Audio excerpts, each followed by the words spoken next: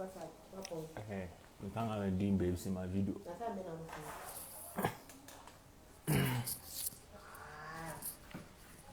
was about to leave here.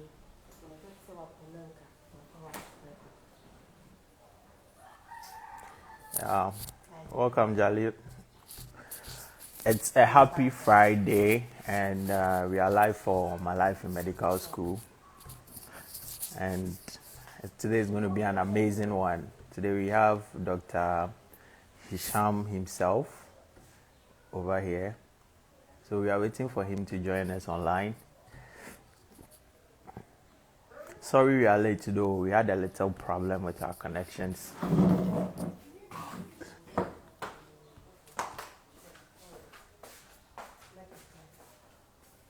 Dr. HISHAM is here. Dr. HISHAM himself is here.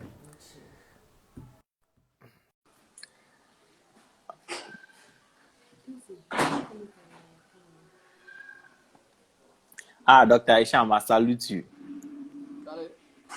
I salute. Oh, sorry we are late today. Had a little problem with my network around. So I've been able to sort it out. No problem, bro. How are you doing? Oh, bro, I'm doing okay. I'm doing okay. It's been a long time though. Long time. How's everything? I hope everything is Everything is fine. As usual, we are just preparing so that we can join you guys in the field. I'm waiting for you guys to pray as well. So it's my life in medical school. So basically, today you're going to tell us about how you made it in medical school, your challenges, and how you were able to overcome them. But in the first place, we want you to tell us who Dr. HISHAM is. Oh, okay. All right, thank you for the opportunity. Now I'd like to say hi to all the here watching us now. I'm studied in China for 6 years at Hebei North Medical University.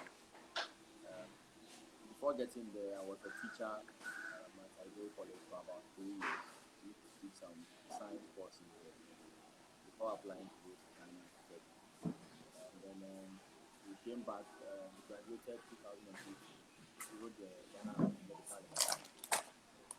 2019. We started since then. So we've been practicing for about a year now. Oh, nice. You there? I know that. Wait, because when I posted the flyer was circulating, so I had so many people telling me, "Oh, I know this one, I know this doctor, I know this doctor." He taught me. I was like, "Hey, where do people know Dr. HISHAM like that? That they are saying he taught me, he taught me." That's So the teaching side. I now get where the teaching is coming from. Yeah. Okay, so in someone in a teaching field, like, what happened? What motivated you to move into medicine? Like, what triggered it? I'll say I had my mind focused onto it. It was something that I wanted to do. So it was all about working to get there. And teaching was part of it. It really gave me a lot of experience. I was exposed to the science subject. Before you go into it, you have to make sure you yourself are good with the subject. So it was a very good foundation for me. But my mind was already fixed in the medical program for some time, so I just had to get my way out. And God being so, I was able to get there. Oh, that's nice. That's nice. So, tell me, why China? There are so many opportunities, but why China? That's the question. That's the question. First and foremost, China is a very developed place. People back home don't really think China can be that developed. They have some perception about China, but yourself because you're also in the same place. It's very developed. The schools are quite good. Although we have our own issues, they're not perfect. But it's a very developed place because the environment was very good. And we had some friends there that also advised us that they started before I came, so they were like the food Okay. was very, the environment was good, so why not? So yeah, I think that's why I went for it. Okay. So what? So someone may ask, so what was the greatest motivation, like when you entered into China? Because I know you are somebody who can, you are versatile in studies. You are everywhere, all angle. So what was the motivation from first year down to second? Like what was the motivation? I want to know. The motivation, I would say it came from my mom. I always had it at the back of my mind that I wanted to make her proud by being able to achieve that doctor title. I knew it was not going to be easy, but that was my main aim. So that motivated me a lot. Anytime I was going through difficulties in school with studies, I always had it at the back of my mind that I need to be able to get to make my mom proud. So that was my main motivation. It was not That's the the easy, strong one. yeah, but yeah, we just had to go through it. Okay, so with China, so with the expectation, when you arrived in China, what was your expectation? What were you expecting? That, oh, China, you've heard of China, China. What were you expecting when you got to China? You know, yeah, from back home. I was expecting, I was thinking how things are going to be there. How is the food going to be like? It's not only about the school. Because to fit in the school, you need a lot of things. Your the food is very important. The weather there, we didn't know how the weather was going to be like. We heard it was very cold, and coming from a place like Ghana, where our weather is just warm. So we had all those things we were expecting to see. We didn't know how the people too would be like. Are they going to be friendly? You know, are they going to have issues with foreigners like other countries do? And yeah, we're expecting also to see how the school was. We saw the school on the internet. So like the school had lots of facilities and all. So we were going to see a very big, university that we can, study in. So yeah, so I think that we're expecting. First year. Let's go straight to first year. Like, did they alter the plan? You know, when you got to China, you realized, okay, so first year has to do with Chinese and some other pre-med courses. Like, what? How did you take it? How did you embrace it? How did you overcome that journey? It was a tough time. At that time, it was really tough. When we got there, that was around 2012. We were like, we got there in the winter, so the weather was about minus 30, minus 20 something. It was really, Whoa. really cold. It took, we had to take a lot of discipline to be able to go to class. And like you rightly said, at that time we were only studying Chinese. And we knew that it was important for us to cope in China. We are going to be there for 6 years. We need at least some small language by your side to be able to communicate with the people. You know. And I think it was a very good experience, at least to learn something about the language. It was a big plus for us. Yeah, it was a big plus for us. No. But it wasn't easy. Right. It wasn't an easy journey. I know, right? When one term means for one character means four different All things, different things. depending on the tone. You can imagine. It was really tough. So so now let's talk about you moving. Like, what were some of your hobbies on campus? Because everybody thinks medicine is always about you sitting to study. Like, what were some of your hobbies that we could say that they are very important things we should blend between our studies? My hobbies were I used to play. I used to like playing video games a lot. Anytime I'm free, play some video games. I like taking part in some sports activities. I used to play some basketball in school. I joined the Tai Chi group where we used to learn some Chinese Tai Chi and all that. It was very relaxing. So those are some of my hobbies I used to engage in school. Yeah, apart from that, we used to meet up sometimes, go out and have fun. It's a different environment. It wasn't only about about studies alone. You got to meet, like, have a chance to meet a whole lot of people there, you know. So it's also important to have a good relationship with everyone. It's very important. You never know Sure. where you meet someone and then Sure, exactly, exactly, exactly. So, with this, Dr. Aisha, some people are saying they can't hear you. They can't hear you clearly. So, if you could speak up a bit for us. okay. Okay. So, with now you transitioning to second year, third year, and fourth year, like what were some of the challenges? At the point, did you feel like giving up, or you still felt like it's all in, all out? Yeah. I really thought like giving up at some time. See, around the third year where the courses were used to do, I think 6 subjects in one semester or something like that. You know, that biochemistry time it was really, really messed up then. We had that feeling that, Charlie, are we going to get through this? You know? And apart from the other factors that was also weighing in. But you know, we're just determined to get it at the end of the day. Yeah, but we had that feeling. We did have that feeling. Me personally, I had that feeling that like I would give up or something like that. But you know, thanks to God, I was able to go through it. Okay. So, internship, let's move straight to final year and internship. When you realized, okay, so this is it, time is approaching. One has to Yeah, go back home and you have to put whatever you studied into practice. Like, how was the yeah, feeling when you knew you had exactly few months to come back home? Because if I could remember, at that time it was like a hot season yeah. for What? you and most of your friends. So, like, Yeah. what was the enthusiasm like? How was the preparation? You know, we had it at the back of our mind that coming back to Ghana, you need to know your staff. You know, we are planning to come back to do the internship here in Ghana. So we're actually at 37 Military Hospital, where you know you have a lot of questions coming around. The doctors would like to know if you know your staff or not.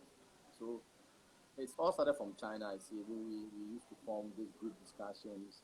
You know, discuss a lot of stuff with my friends. Um, yeah, so that's how it started. We put in a lot of effort.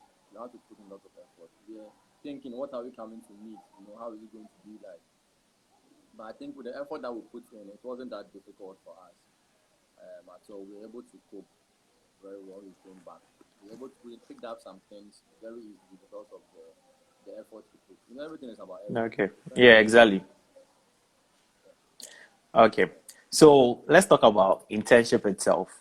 Did you have your break periods where you felt like I can't continue, or moments that you felt like this is an embarrassing moment? You know, let's say almost every medical student at that point has that that moment where it's like the yeah, bosses break you. they break you. Yeah, it was there. I didn't have that moment. Well, I didn't feel like I shouldn't continue though. It was very interesting for me, and I'm the type that likes it. If I have a boss who is on me, you know, trying to make me steady and you know firing me around, need to get this done. When you put that pressure on me, I like to get to know more. You know, so it was Sure. a day I actually experienced that with one of my the consultants at the surgery ward, where he really gave it to me when I was trying to present the case to him. Yeah, but since then, you know, it was just on the ward. You know, he just tells you on the ward, but after everything is fine, he just wants you to study. Nothing, nothing personal. You know. Okay. So integrating into the field, you know, there was this stigmatization of, oh, China trained doctors. What's your take on it? Since you are in the field now, because there've been that stigmatization for so long. For so long, for so long.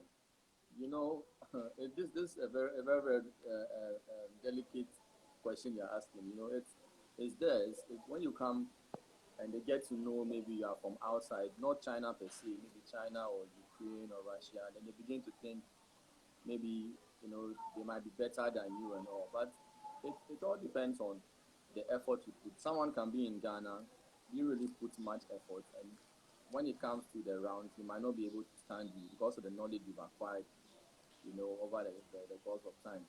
I always say that the school doesn't really it doesn't really matter when it comes to education. It has a percentage, but it all Yeah. depends on the effort of the students in the school. You know, it's just like our leaders today. If you watch, say 90% of them, where did they have their primary education? Where did they have their secondary education? You realize that most of them were coming from some schools in the village, if you go back. But they Yeah. had to put in a lot of effort to get to where they are. So I really didn't put that in my mind, and I was able to prove to them at the end of the day that Charlie, we are also there. Exactly. So So, how was the yeah, preparation, exam preparation? Since some of us watching you will be yeah, preparing for exams, whether like as a foreign trained doctor, right? If you are from a different country going back home, like what should the preparation be like? I think it's a preparation you really have to put in a lot of effort. You know, it has to start from school. I started from uni when I came for my internship. Mm-hmm. The exam here all comes to, like, if you are on the ground with the internship, you are spending 1 year in Ghana, you see a lot of cases in the hospital. If you do your medical rotation, surgical rotation, whatever you see in the hospital is what they will ask you at the end of the day for the final exam. So we picked it up from there. We used to write the cases down, and we used to do group discussions. We used to study. We had time with our bosses who used to teach us more, and we just put in effort with it. When we went back for graduation, we continued with our group discussions. I remember myself, Dr. Ajin, Dr. Salifu, Dr. Akufu, Dr. Simon, Fatao, that we are all, thanks to God, we've all passed and practicing now. We used to put in effort when we came for our graduation then. So it started way back from graduation. Before we came back to Ghana, Mm-hmm. again, we joined a class that the teacher was really very, very helpful. He was training us towards the Ghana medical exam, taught us what we need to know to attach to it. I think I was there for about 6 months again of of consistency. You need to be consistent with the studies. So every day we used to go for the class and get about 5 to 6 hours of studies, if possible more.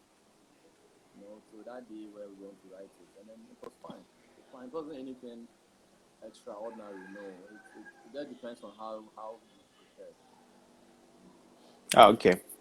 So, with this effort, so let's say if you are advising someone who is going to write the exams, let's say, what Yeah, statement will you tell the person? I'll tell the person to be determined. It's all about determination. Determination, and then work hard. If you don't work hard for it, you are not going to pass it. You know, the exam, you need to inquire about the exam well. You have the written session, and you have the viva, the oral session. So it's not everything that you go there you can answer, or there are some questions you see you can't answer. It's an exam. You can't answer everything, but you need to make Exactly. sure whatever you know it very, very well. You know, pick what you know and make sure you master it very well. If it comes, you score it, and then you're out of there. You know, yeah. Straight. You just move straight and you hit it up. Okay. So, Dr. Isham, where do you see yourself in the next 5 years? Like, where do you see yourself transitioning from here now to Ghana working? Like, in the next 5 years, where do you see yourself? Well, I see myself, maybe by God's grace trying to specialize.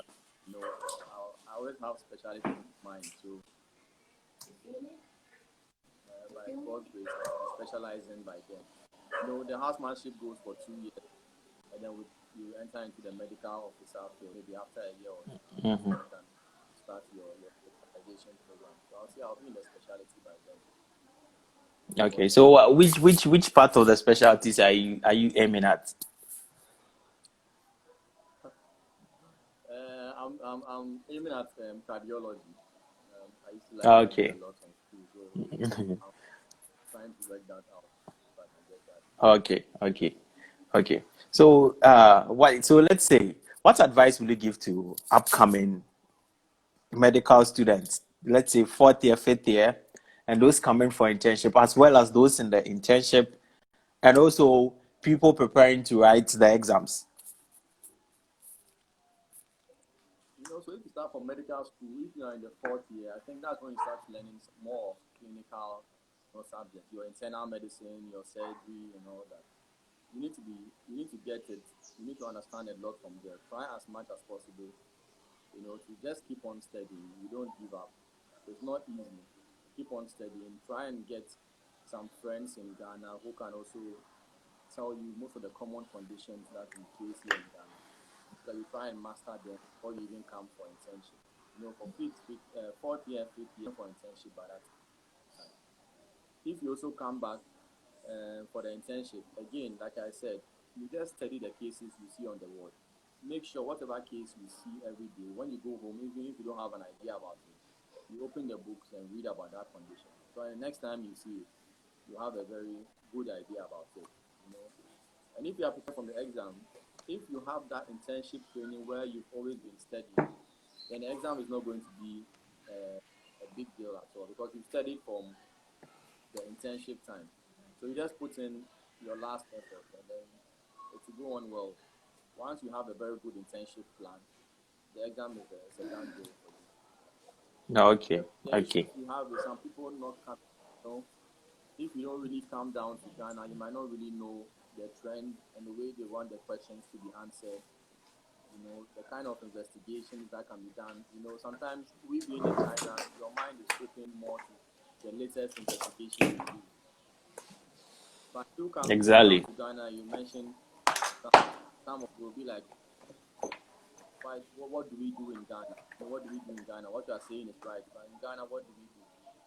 Just to know if you know what's going on the ground. So I think that's where the internship comes in. If you're able to take all that from the internship, then it will work out. Okay, okay. So let me drag you back a bit. Let me drag you back a bit. So in med school, resources, what were the resources? Because if you and I know, like, where you trained, it's not always, most of the people surrounding you are Chinese.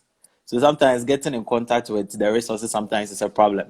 What were the resources you were using? And how did you make up with some of them? Resources in terms of the studies, like the books you Yes, in use, terms or of the studies. okay. I used to watch a lot of medical videos online, so I tried registering for it, and some of the seniors also had the videos, so I just copied from the seniors. We had Patoma, kind of some very very good videos, so I used to make very good use of it. Apart from that, we had these books, that we use. You can download books online, or you can buy them. You know, if once you get to fourth year, you are doing internal medicine, you definitely need your Oxford handbook. Once you get to that kind of level, those Oxford handbooks are very important. Coming to Ghana, when we started studying surgery, we were reading more of Baja, the Baja surgery book. That was what we were trying to read on. And also, the lecturers also were giving us some slides to read on, but that it wasn't too detailed. So if you can use the slide, you can use the medical videos, you can get the books that I'm talking about. You can download them or you can buy the hard copy. And then just like that. Yeah. Okay, okay. So, Dr. Isham, so let's say I know one passion you have is teaching. How did it come about? Because most of the time I encountered you, it's like Hisham is teaching somebody. What drove that passion? Ah, I think it started from Ghana. The teaching started from Ghana. It wasn't something that came up in China. No, it was from Ghana when I was at Ideal College teaching. So it was something that I enjoyed doing. It was fun for me. I liked it. I liked it. So I picked it up from there. And then when I came to China, we also formed an association. We had the African Students Union and the other unions that we used to teach in. So because maybe we were the seniors by then, we used to divide the topics and see, okay, you do this topic. So it's not about reading. We go and read, and then we just come and try and educate the rest. You get it. But Sure. teaching all started in Ghana. It was something I picked up back home before coming to China. Okay. So would you actually encourage medical students or medical personnel like young medics to also teach their knowledge, and like what impact does it have? Does it build you as well? Yeah, it does. It does. It really does. And I really encourage everyone. Once you have the knowledge, try and share it to the others. You just try and share the knowledge. It's not as if you are teaching someone because they are also studying. But if everybody should go and study, and you are in front teaching the person might also read something and also say, "Oh, I also read this." It's more of like sharing ideas. But as you try and teach the person, it's not going to be easy for you because you have to go home. You have to open multiple books, watch videos online, and that will definitely build you up. You know, those things you do as you are trying to teach will build you up, and it really helped us a lot when we came back to Ghana because we knew about a lot of conditions, and then reading from multiple sources just to go and teach. Okay, we saw the benefits of it when we came back home. Yeah, so I would really encourage anyone who has the knowledge or thinks he can help others to just try and teach it.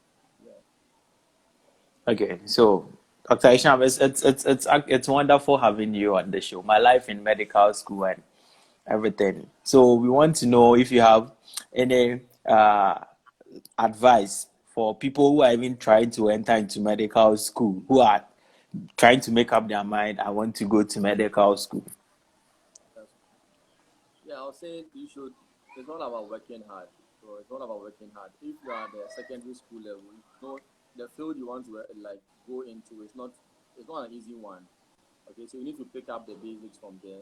When you get to the medical school, especially the medical schools outside, you need to be determined. You need to be determined. You need to have a very good focus because you can easily skip off your target. Because the life that is outside there is different from what we have in Ghana. We've seen people who go to school and end up, avoiding the school and just doing something else because of the exposure. So they should have to be determined and then just keep on working hard, keep on praying, and at the end of the day, you get it. You get it. Once you are working hard, you get it. Okay, so something just prompted me. Code in China and studies. How do we cope with that? Because when you go abroad, like no matter what you do, if it's winter, you'll be faced with it. Like, how are you able to overcome some of this? Because minus 10, Because we are living 15, 20, 30, it's not easy. It's not easy. It's not easy. I remember my friends used to call me like I used to overload myself. Like when I'm going to class, they would just see me and everyone starts laughing. I could wear about 4 or 5 jackets with a lot of shirts underneath and all that just to keep warm. When I'm coming, as if I'm going to space, you see me that big because of the stuff I'm wearing. And but when you get home, because it's a developed country, you have a lot of stuff that can keep you warm. So in the house is more comfortable, and you can easily study. But coming to class or going to class in that weather, that's why I'm just talking about the determination. If you're not determined, Charlie, you're not even trying to go to class. You just be in your room because it's not an easy weather. But if you are determined, you look for means. You try and protect yourself and get out there so you can go to class. You get All it. right. Yeah, exactly. Exactly. So, Dr. Hisham, thank you very, very much. So, we want to ask our audience if they have any one or two questions for Dr. Hisham. You can type it, then Dr. Hisham answers it for us. So, I think Dr. Arjun is also around. I see him around here. Yeah, So, we want, stuff. we want to Yeah, know if people have questions for Dr. Hisham.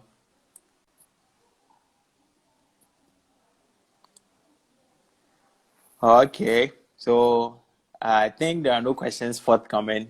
Dr. Isham, it's a wonderful time talking to you, and we thank you for your time. I missed your busy schedule. You just made time for us to share your life with us and how we can overcome some of those things. yes, So we want to say thank you very much. yes, Doctor's Corner says thank you very, very much. And it was great having you as it's well. a pleasure. Okay, Anytime, so anytime. You're sure, welcome. sure, sure, sure. Thank you so much. So, audience, that's where we ended. It's my life in medical school. Dr. Hisham. So I think, okay, so Dr. Hisham, I think Dr. Kojo is saying that how is working as a doctor in Tamale like?